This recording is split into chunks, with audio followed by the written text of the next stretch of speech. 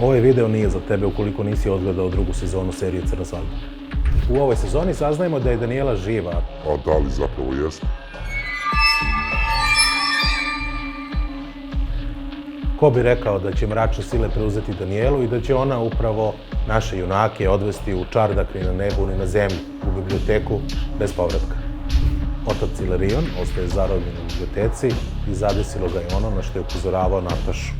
Krapetan ga je savladao i uslepeo. A Krivošiju je ubila sopstvena majka zaposednuta demonom.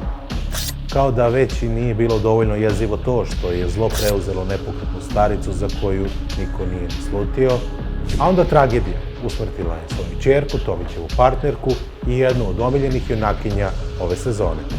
A Tomić, njegova priča se završila dramatično. On se žrtvovao zarad višeg cilja, što niko siguran sam nije očekivao.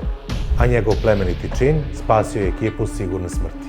Tomić je definitivno lik čije su duhovite opaske obeležile ovu sezonu serije. Sudovi su oprani! Blistaju! Ova sezona servirala nam je obrt za obrtom. Ti nam u komentarima javi šta je tebe najviše iznenadilo i naravno ostani Superstar TV.